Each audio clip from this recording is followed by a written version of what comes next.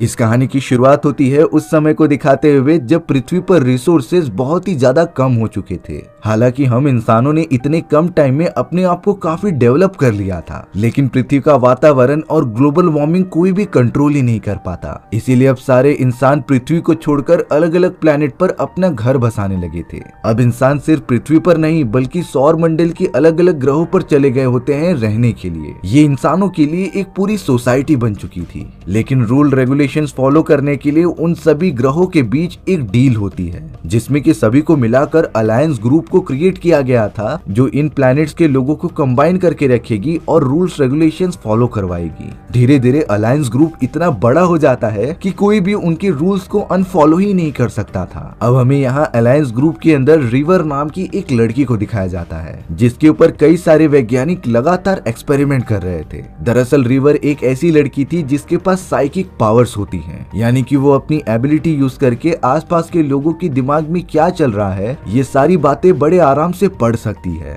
और रिवर ने यहाँ गलती से अलायंस के कुछ लोगों का दिमाग पढ़ लिया था, इसीलिए सोल्जर्स रिवर को पकड़कर उसकी सारी यादें मिटाने की कोशिश कर रहे होते हैं, क्योंकि ये इन्फॉर्मेशन बहुत ही ज्यादा क्रिटिकल थी जो दूसरे लोगों को पता नहीं चलनी चाहिए। लेकिन अब उस जगह पर रिवर का भाई आकर बड़ी चोरी चुपके तरीके से अपनी बहन रिवर को छुड़ा के लेके चला जाता है। अब दूसरी तरफ अंतरिक्ष की गहराइयों में हमें सेरेनिटी नाम का एक स्पेसशिप दिखाई गई थी, जिसके अंदर माइक नाम का एक कैप्टन होता है जो अपनी पूरी टीम के साथ अलग अलग जगहों पर घूमता और बैंक में चोरियां करता। माइक ने तो अपनी टीम के अंदर रिवर को भी शामिल किया होता है, क्योंकि उसे आइडिया था कि रिवर के पास एक और एबिलिटी है जिसमें कि उसे खतरे होने का अंदाजा पहले ही लग जाता था, और ये एबिलिटी माइक और उसके दोस्तों के बड़े काम आ सकती है। और अब इसी तरीके से माइक रिवर और अपने पूरे आदमियों के साथ एक बैंक में आ जाता है और वहाँ के लोगों को बंदी बना के चोरी करने चला जाता है। रिवर ऊपर की तरफ मौजूद थी, वहीं माइक अपने दोस्तों के साथ बेसमेंट में जाकर सारे पैसे ले रहा होता है। तभी अचानक रिवर जमीन पे गिर के बेहोश होने लगी थी। वो बताती है कि हमें इस जगह से निकलना पड़ेगा क्योंकि नरभक्षी आ रहे हैं। माइक को जब ये पता चला तब वो सारे पैसे लेकर जल्द से जल्द अपनी टीम के साथ सेरेनिटी स्पेसशिप में बैठकर वहाँ से जाने लगता है। पर तब तक वो सारे नरभक्षी, जिन्हें की क्रीपर्स कहा जाता था, वो तो अपनी खतरनाक स्पेसशिप लेकर माइक का पीछा करने लगे थे। क्रीपर्स तो अपने स्पेसशिप में मौजूद हाईटेक गन्स को लगातार चला रहे होते हैं, जिससे कि माइक की स्पेसशिप को डैमेज पहुंच सके। कुछ क्रीपर्स तो उनका पीछा करके सेरेनिटी स्पेसशिप के अंदर घुस गए थे, पर माइक का अपनी टीम के साथ कोऑर्डिनेशन काफी ज्यादा अच्छा होता है। उन सभी ने एक साथ हमला करके क्रीपर्स को मार के बाहर फेंक दिया था, और अब वो सब सेरेनिटी स्पेसशिप को बचाते हुए अंतरिक्ष की गहराइयों में लेकर आ जाते हैं। यहाँ रिवर का भाई माइक के ऊपर बहुत ही ज्यादा गुस्सा हो रहा था, क्योंकि वो नहीं चाहता कि उसकी बहन रिवर की जान खतरे में पड़े, और अगर रिवर माइक के साथ रहेगी तब माइक उससे चोरी करने के लिए ये काम कराता ही रहेगा। इसीलिए अब रिवर के भाई ने कहा कि मैं अपनी बहन को लेकर यहाँ से जा रहा हूँ, तुम उसे चोरी का हिस्सा दे देना और हम दोनों पास ही वाले स्टेशन पर उतर जाएंगे। माइक के पास दूसरा कोई ऑप्शन नहीं होता, वो रिवर और उसके भाई से जबरदस्ती तो करेगा नहीं। लेकिन यहाँ पर माइक की एक टीम मेंबर बता रही थी कि अगर रिवर इस तरीके से आजाद घूमेगी तब अलायंस के लोग उसे जल्द से जल्द पकड़ लेंगे, यानी कि एक तरीके से रिवर की जान बहुत ही ज्यादा खतरे में है। अब एक पास ही में बहुत ही बड़ा स्टेशन आने पर रिवर और उसका भाई उतरकर अंदर की तरफ जाने लगते हैं, लेकिन यहाँ माइक भी रिवर की सेफ्टी के लिए उसका पीछा करने लगता है। वो तीनों चलते चलते एक क्लब में आ जाते हैं जहाँ पर सभी लोग मजे कर रहे थे। माइक भी टेबल पर बैठकर ड्रिंक्स पीता है और रिवर पर नजर रखता है। रिवर तो यहाँ उस क्लब में जाकर काफी मजे कर रही थी, पर तभी उसकी नजर एलईडी स्क्रीन पर चल रहे एडवर्टाइजमेंट पर जाती है, जिसके कुछ ही देर बाद वो आउट ऑफ कंट्रोल हो चुकी थी। रिवर अब पता नहीं क्यों वहाँ पर मौजूद कई सारे लोगों को मारने लग जाती है, जैसे कि उसका अपनी बॉडी पर कोई भी कंट्रोल ही नहीं। रिवर का भाई अपनी बहन का ये रूप देखने पर तुरंत उसके पास आता है और उसके कान में कुछ कोड वर्ड कहता है। कोड वर्ड सुनने के बाद रिवर तुरंत ही बेहोश हो गई थी। माइक भी उस जगह पर आ चुका होता है, जिसने रिवर को उठाकर उसके भाई से कहा कि फिलहाल के लिए तुम मेरे स्पेसशिप में चलो, जो पूरी तरीके से सुरक्षित थी। इसीलिए अब वो लोग सेरेनिटी स्पेसशिप के अंदर चले जाते हैं। माइक ने यहाँ रिवर के भाई से पूछा कि आखिर तुमने ऐसी कौन सी बात कही जिससे कि रिवर बेहोश हो गई। तब जाकर माइक सारी सच्चाई उनके सामने लाता है। वो बता रहा होता है कि जब रिवर को अलायंस के लोगों ने पकड़ रखा था तब वो उसके दिमाग के ऊपर कई सारे एक्सपेरिमेंट किया करते और इन्हीं एक्सपेरिमेंट के साइड इफेक्ट्स के कारण रिवर कभी अपना कंट्रोल खो बैठती थी, जिसमें कि वो अपने चारों तरफ मौजूद सभी इंसानों पर हमला करने लग जाती। और रिवर को पूरी तरीके से शांत करने के लिए वैज्ञानिकों ने एक कोड वर्ड बनाया, जिसे बोलते ही रिवर एकदम अनकॉन्शियस हो जाएगी। और माइक ने तो यही कोड वर्ड रिवर के कान में बोला था। माइक अब एक हैकर की मदद से उस क्लब की वीडियो फुटेज को डिकोड करने के लिए कहता है। हैकर लगातार उन सभी का काम करने लग गया था। कुछ देर बाद पता चला कि उस एडवर्टाइजमेंट को अलायंस के लोगों ने ट्रिगर किया था, जिसके अंदर एक कोड छुपा होता है। और ये सारी चीजें सिर्फ और सिर्फ रिवर को रंगे हाथों पकड़ने के लिए की गई थी। यानी कि अब अलायंस के लोगों को उनकी लोकेशन के बारे में पता होता है कि वो सब कहाँ जा रहे हैं। इसीलिए अब माइक ने डिसीजन लिया कि वो रिवर की प्रोटेक्शन के साथ साथ अपनी टीम को भी बचाने के लिए एक दूसरे प्लेनेट पर चले जाएंगे, जो पूरी तरीके से सुरक्षित होगा। माइक तो अपनी सेरेनिटी स्पेसशिप को जल्द से जल्द हेवन नाम की एक बहुत ही बड़ी प्लेनेट पर लेकर आ जाता है। ये प्लेनेट हमारे सौर मंडल से कुछ ज्यादा दूर नहीं होता, पर ये पूरी तरीके से सेफ था।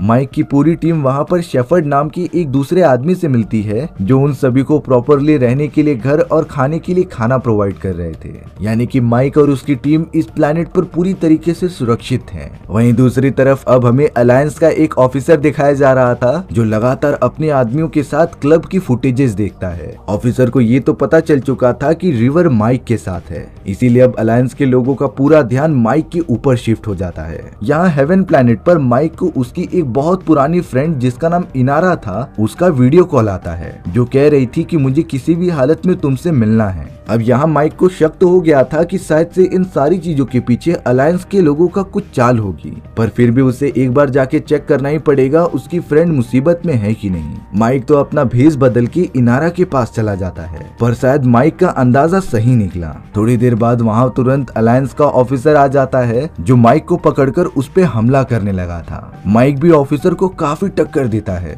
लेकिन ऑफिसर तो कुछ ज्यादा ही ताकतवर था। तभी इनारा ने माइक को बचाने के लिए वहाँ पर एक बड़ा ब्लास्ट किया, जिससे कि अलायंस के ऑफिसर और उसके आदमी डिस्ट्रैक्ट हो गए थे। इनारा माइक को लेकर जल्द से जल्द उस जगह से निकलकर सेरेनिटी स्पेसशिप में आ जाती है। और अब माइक ने तो अपनी सेरेनिटी स्पेसशिप को लाइट की स्पीड से हेवन प्लेनेट की तरफ पहुंचा दिया था। माइक तो अलायंस के लोगों के जाल में फंसने से बाल बाल बचा था। अब यहाँ रिवर को कुछ अजीब तरीके के विजन्स आ रहे थे, जिसमें कि रिवर एक प्लेनेट को देख रही थी जहाँ के सारे लोग मारे जा चुके थे। वहाँ के रहीवासी तो पूरी तरीके से स्केलेटन बन चुके होते हैं। अब यहाँ माइक की टीम में से एक आदमी बहुत ही ज्यादा घबरा जाता है, क्योंकि उसे पता था कि जब तक रिवर उनके साथ है अलायंस उनका पीछा छोड़ेगी नहीं। और अलायंस इतनी ज्यादा खतरनाक थी कि वो क्रिमिनल के साथ साथ उनके बेगुनाह साथियों को भी मार देते थे। तो इसीलिए माइक का वो टीम मेंबर बहुत ही ज्यादा घबरा कर डायरेक्टली चला गया था रिवर को मारने के लिए, क्योंकि ना तो रिवर रहेगी और ना ही अलायंस उनका पीछा करेंगे।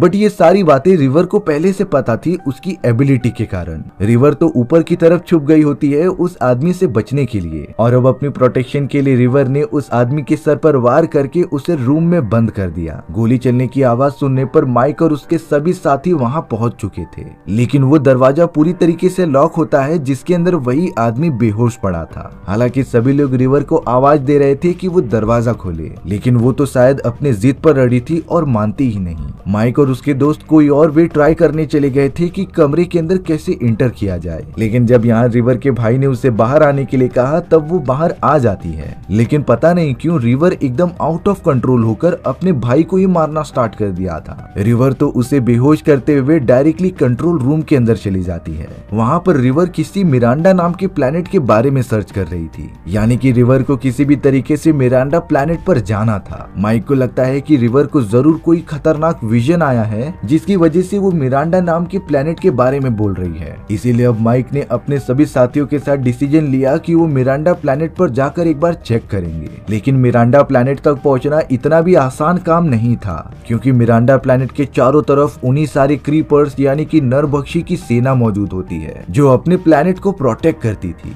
यहाँ तक कि अलायंस ग्रुप वाले भी उस प्लेनेट पर जाने से डरते हैं। लेकिन अब माइक को किसी भी हालत में पता पता करना था कि रिवर ने उस प्लैनेट का नाम क्यों लिया। मिरांडा प्लैनेट पर जाने से पहले माइक की पूरी टीम हेवन प्लैनेट पर शेफर्ड से मिलने चली आती है, लेकिन वहां पहुंचने के बाद वो सब पूरी तरीके से शॉक हो गए थे क्योंकि किसी ने हेवन प्लैनेट के लोगों को जान से मार दिया था। उन लोगों में तो शेफर्ड भी शामिल होता है। हेवन प्लैनेट के चारों तरफ बहुत ही बड़ी तबाही हो चुकी थी। माइक जल्द से जल्द शेफर्ड के पास जाता है जो अपनी आखिरी सांसें ले रहा था। शेफर्ड ने कहा कि तुम सभी के जाने के बाद अलायंस के ग्रुप वालों ने हमारे ऊपर हमला किया और सारे फैमिली मेंबर्स को खत्म कर दिया। माइक को तो अलायंस ग्रुप पर बहुत ही ज्यादा गुस्सा आ रहा था। तभी माइक को अलायंस ग्रुप के ऑफिसर का वीडियो कॉल आता है जो बोल रहा था कि तुम रिवर को जिस जिस प्लेनेट पर लेके जाके छुपाओगे हम उस प्लेनेट के सारे रहवासियों को मौत के घाट उतार देंगे, और अगर तुम प्लेनेट्स के अंदर शांति बनाना चाहते हो तो रिवर को हमारे हवाले कर दो। लेकिन माइक ऐसा बिल्कुल भी नहीं करना चाहता था। उसे पता होता है कि रिवर ने जरूर मिरांडा प्लेनेट पर कोई सीक्रेट देखा था, इसीलिए माइक ने डिसीजन लिया कि वो मिरांडा प्लेनेट पर जरूर जाएगा। माइक जब अपनी टीम को मिरांडा प्लेनेट पर जाने के लिए बुलाने आया तब ये शॉकिंग बात पता चलती है कि कोई भी टीम मेंबर माइक का इस मिशन में साथ देने के लिए रेडी नहीं है, क्योंकि वो सब अलायंस ग्रुप के लोगों से बहुत ही ज्यादा डर चुके थे।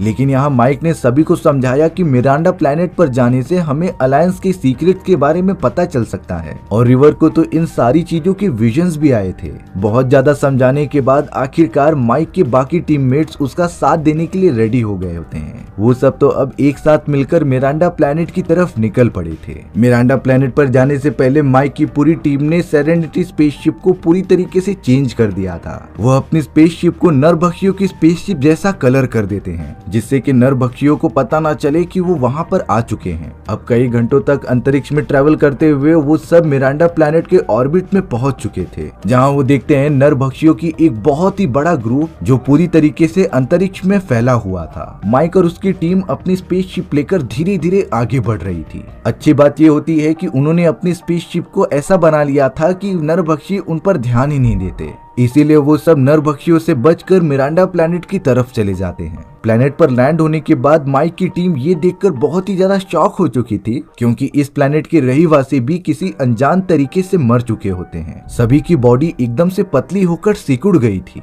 किसी को भी रीजन पता नहीं चलता कि आखिर इन लोगों की मौत हुई कैसे, क्योंकि उन्हें वहाँ के रहवासियों के बॉडी पर किसी भी तरीके के हमले का निशान दिखाई नहीं दे रहा था। ये वही सारे विजन्स होते हैं जिसे कि रिवर ने कुछ समय पहले देखा था। अब माइक की पूरी टीम एक लेबोरेटरी में आ जाती है, जहां पर एक वीडियो रिकॉर्डिंग प्ले करने पर लेडी का होलोग्राम ऑन होकर उन्हें कुछ बताने लगा था। वो लेडी कह रही थी कि सालों पहले अलायंस ग्रुप वाले हमारे प्लेनेट पर आकर कुछ एक्सपेरिमेंट कर रहे थे। हमारा प्लेनेट भी बाकी प्लैनेट्स की तरह एकदम हरा भरा हुआ करता था और सभी लोग काफी मजे से रहते थे। लेकिन अलायंस ग्रुप वालों ने एक एक्सपेरिमेंट के चलते पूरे प्लेनेट के ऊपर एक ऐसी अनोखी लिक्विड डाल दी जिससे कि लोगों के दिमाग का स्ट्रेस लेवल कम हो सके। लेकिन इस लिक्विड का प्लैनेट के रहवासियों पर बहुत ही बुरा असर हुआ। लोगों के दिमाग पर ऐसा असर पड़ने के बाद वो काम करना ही बंद कर देते हैं। उनके मन से सारी इच्छाएं खत्म हो गई थी। उन लोगों ने अपनी जिंदगी जीने का सारा मोह त्याग दिया था। इस तरीके से हमारे प्लैनेट के 50 मिलियन लोग मारे गए, और जो 5% लोग बच गए थे उसके ऊपर इस दवा ने कुछ अजीब तरीके से असर किया। वो सब काफी ज्यादा एग्रेसिव हो जाते हैं और उनकी बॉडी का स्ट्रक्चर भी चेंज होने लगा।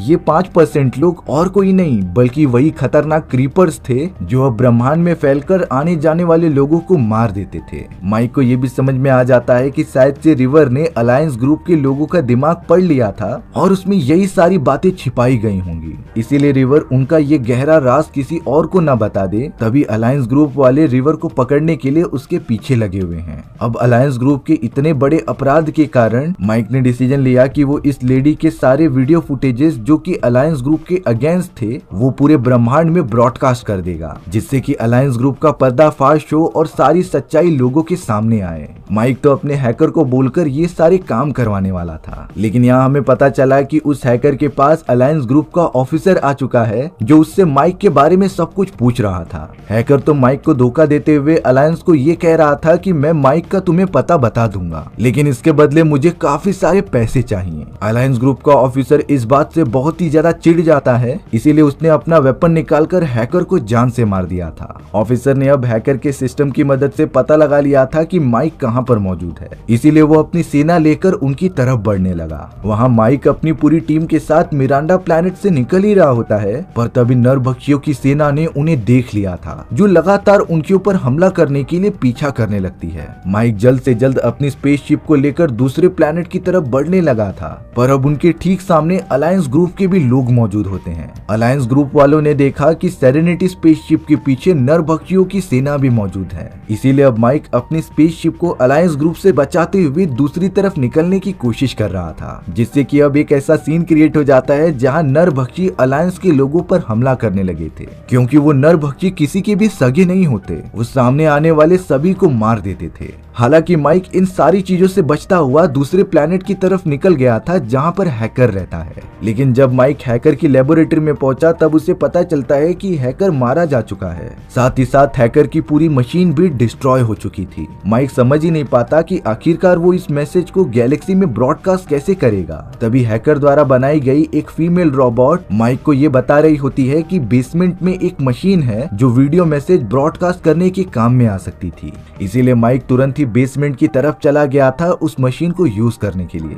डरा देने वाली बात ये होती है कि अब अलायंस ग्रुप का ऑफिसर भी हैकर के लेबोरेटरी में आ चुका था, जिसने कि उस फीमेल रोबोट के मुंह से निकलने वाले मैसेज को सुन लिया होता है, और अब वो तुरंत ही माइक के पीछे बेसमेंट में चला गया। यहाँ माइक की पूरी टीम भी लेबोरेटरी के अंदर जाने लगती है, लेकिन उन सभी के पीछे क्रीपर्स की एक बहुत ही बड़ी सेना लगी हुई थी, जो लगातार उन सभी के ऊपर हमला कर रही होती है। रिवर का भाई एक डॉक्टर था, इसीलिए वो सारे घायल लोगों की ट्रीटमेंट कर रहा होता है, लेकिन रिपर्स चारों तरफ इतनी गोलियां चला रहे थे जिसमें से एक गोली डायरेक्टली आकर रिवर के भाई को लग जाती है। रिवर ये देखकर बहुत ही ज्यादा गुस्सा हो गई थी, और अब तो वो एकदम आउट ऑफ कंट्रोल होकर अकेले ही चल पड़ी थी उन सारे आदमखोरों को मारने के लिए। यहाँ लेबोरेटरी में अब माइक और अलायंस ग्रुप के ऑफिसर के बीच एक घमासान लड़ाई चल रही थी, लेकिन यहाँ माइक पहली बार अलायंस ग्रुप के ऑफिसर के सामने डोमिनेट कर रहा था। माइक जब ऑफिसर से पहली बार हारा था तब उसने काफी ट्रेनिंग की उसके टेक्निक को समझने के लिए,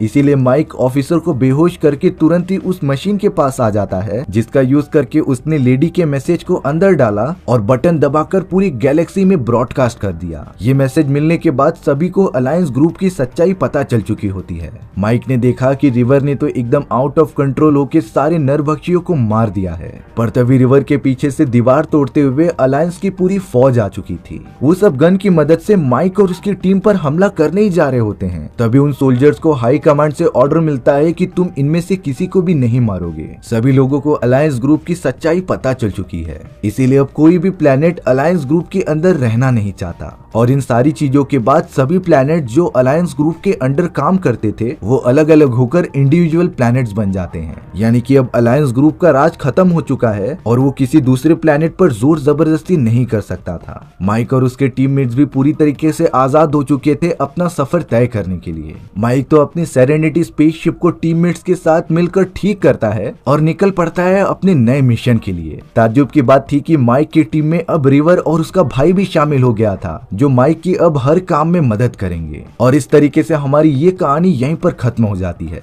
सो व्यूअर्स, आपको ये स्टोरी कैसी लगी कमेंट सेक्शन में बताना भूलना मत। और अगर आपको मेरा एक्सप्लेनेशन 1% भी अच्छा लगा होगा ना तो वीडियो को लाइक एंड चैनल को सब्सक्राइब जरूर कर देना। मिलते हैं इसी तरीके की मजेदार और एडवेंचरस कहानियों में, तब तक के लिए बाय बाय।